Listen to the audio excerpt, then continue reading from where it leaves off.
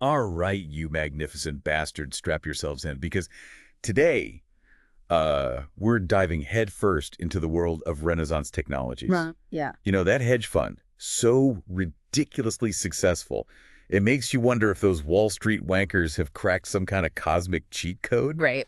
They've got returns that would make Warren Buffett shit himself and beg for stock tips. Well, their performance is certainly remarkable. Yeah, For over 30 years, their flagship fund, Medallion, has averaged returns north of 66% annually, and that's before fees. it's It's almost unheard of in the financial world. let's cut the crap.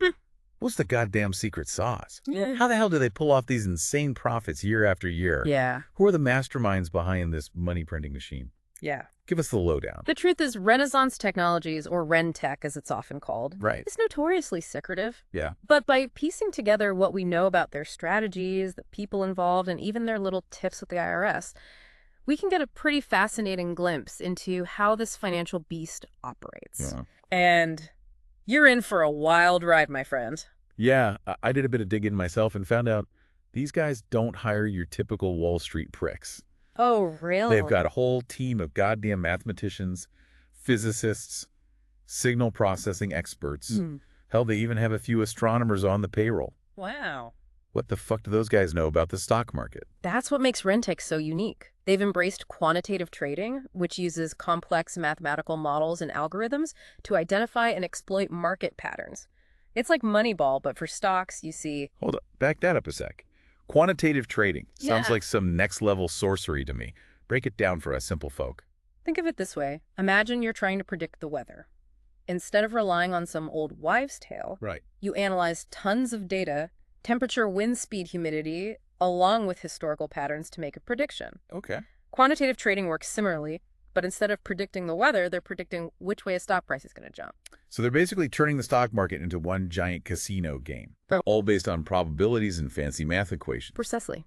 And to build these intricate models, Right. they need people who understand data algorithms and statistics, not necessarily finance. That's why they recruit talent from unconventional places like academia and scientific research labs. They're not interested in some slick-haired asshole with an MBA who relies on gut feelings and insider trading tips. Makes sense. Yeah. But let's talk about the brains behind this whole operation. James Simon's the founder. Dude was a codebreaker during the Cold War, then a top mathematician, and now he's the mastermind behind the most successful hedge fund in history. Okay. Talk about a fucking legend. Simon's story is truly remarkable. He earned prestigious awards for his mathematical work, chaired the math department at Stony Brook University, Wow. and then seemingly on a whim decided to apply his mathematical genius to the world of finance. So he basically said, fuck academia. I'm going to go make a shit ton of money playing with numbers. Well, he certainly succeeded. He founded RenTech in 1982, originally calling it Monometrics, and started recruiting other brilliant minds to join him. That's how the Medallion Fund was born, their secret weapon for those ridiculous returns. It's so exclusive, it's only open to employees and their families. Hold up. This medallion fund is like some elite country club for math geeks. Kinda. You're telling me even the janitor probably makes more money than most Wall Street hotshots? Yeah. Damn. I'm starting to think I chose the wrong career path. It is true, Medallion is close to outside investors, adding to its mystique. Yeah. But there's another intriguing detail about their retirement plan. They shut down their 401k program and replaced it with Roth IRAs. Okay. They even got special permission to hold Medallion shares within those Roth IRAs. Wait, so they're not only making a killing in the market, they're also sidestepping taxes like goddamn ninjas. That's some next-level financial wizardry. Well, it's certainly a savvy strategy. By utilizing Roth IRAs and filling them with Medallion shares, they shield those future earnings from taxes. Man, I wish I had a piece of that action.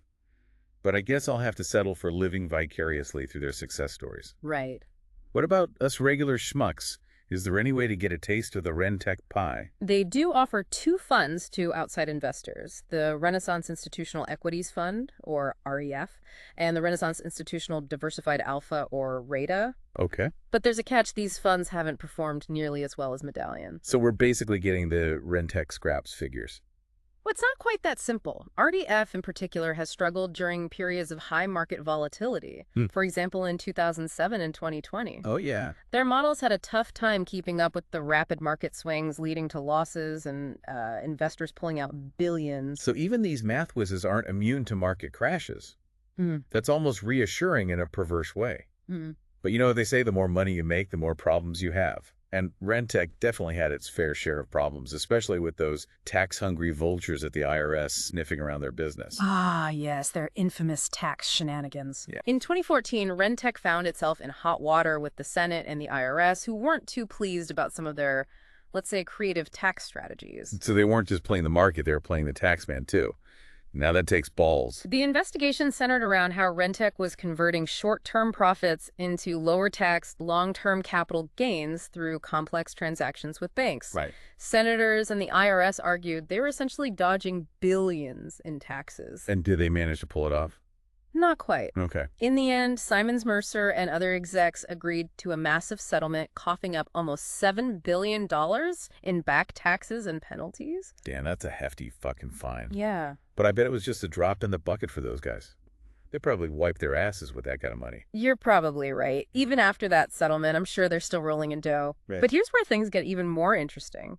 They've also been major political donors, funneling millions into both Democrat and Republican campaigns. Hold on, these secretive hedge fund guys are trying to grease the wheels of politics too? Yeah. Sounds a bit shady if you ask me. What the fuck are they trying to buy? It certainly raises questions about their motives and the potential for conflicts of interest. So we've got genius mathematicians, insane profits, shady tax schemes, and political maneuvering. It's like a goddamn Hollywood blockbuster. What else have these guys been up to? Don't hold back. Believe it or not, they even dipped their toes into the cannabis industry back in 2019. No shit. They're like the ultimate risk takers raking in billions while investing in weed. I gotta hand it to them. They don't give a fuck about playing by the rules. It seems there's no market too risky, no industry too taboo for these guys. That's incredible. But amidst all these fascinating details, let's not lose sight of the bigger picture here, you know. All right, Professor. Enlighten us. What's the big fucking takeaway here? Renaissance technologies represents a fundamental shift in how the financial game is played. They've proven that data and algorithms in the right hands can be more powerful than intuition and traditional analysis. So they're basically telling those old school Wall Street dinosaurs to go fuck themselves. In a way, yes. Their success has inspired a whole new generation of quantitative hedge funds, all vying to replicate their magic formula. Right. But Rentec remains at the top of the food chain, guarding its secrets closely. Speaking of secrets, what's it like working for these guys? Is it like some top secret spy agency where you're sworn to silence and constantly looking over your shoulder? The level of secrecy at Rentec is legendary employees sign ironclad non-compete and non-disclosure agreements, Wow. forbidding them from revealing any details about their strategies or even discussing their work outside the company. Damn, that's some serious shit. They must have some mind-blowing strategies brewing in there. What's fascinating is that this culture of secrecy goes beyond just protecting their algorithms. It's also about maintaining a competitive edge and cultivating an environment of intense focus and collaboration. So they basically created a bubble where these brilliant minds can geek out on data without any distractions. Yeah, Like a high-security math frat house. precisely. By isolating themselves from the noise and pressures of the outside world, they're able to push the boundaries of what's possible in quantitative trading. There's a certain appeal to that level of dedication and secrecy. Gotta admit, it's like they're modern-day alchemists turning raw data into gold. But let's be real, they've also pissed off a lot of people along the way, haven't they? Indeed, their tax avoidance strategies didn't win them any friends in Washington, and their political donations have sparked accusations of them trying to buy influence. It's hard to ignore the ethical questions that come with this level of wealth and power. They've amassed billions, while many struggle to put food on the table. It's a valid concern. Their success raises important questions about wealth inequality, Right. the role of technology in finance, and the potential for market manipulation. Yeah. These are conversations we need to be having as a society. All right, Professor. That's enough deep thinking for one day. Mm-hmm. Let's get back to the good stuff. Yeah. Any more juicy scandals or controversies we should know about?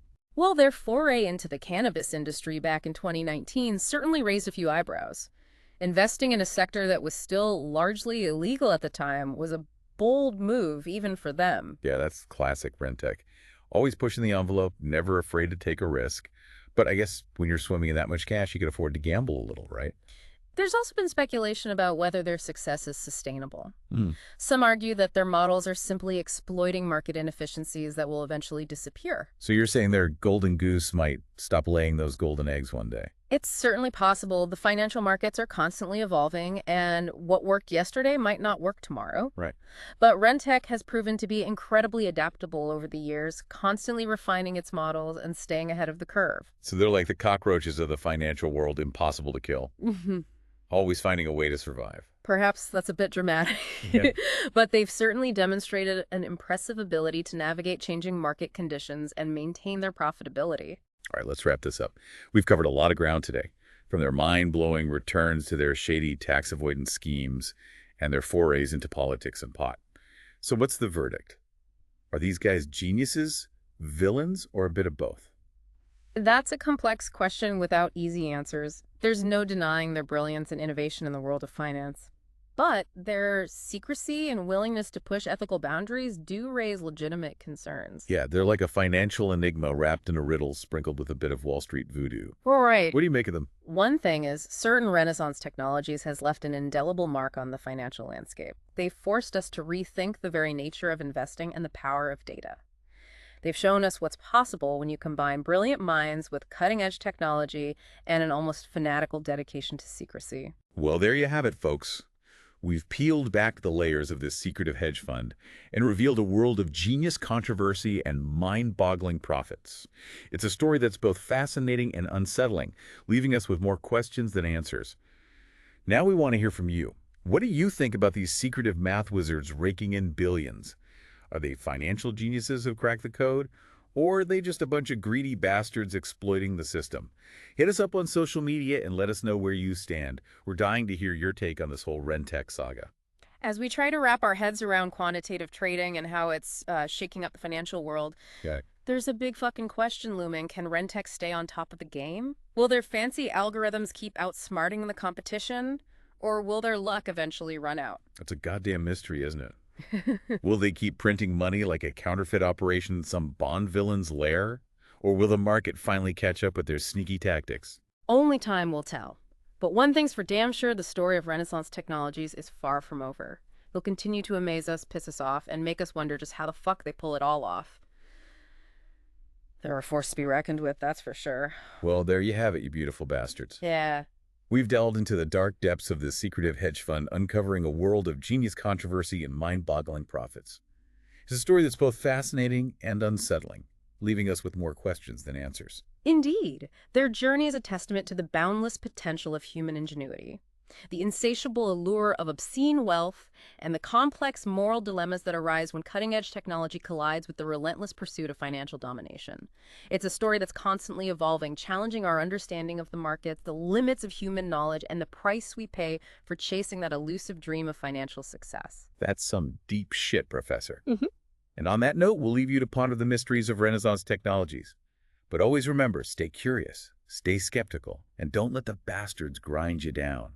And for fuck's sake, keep learning, you magnificent creatures. You never know. You might just crack the code yourself one day. And never underestimate the power of a well-crafted algorithm. Cheers.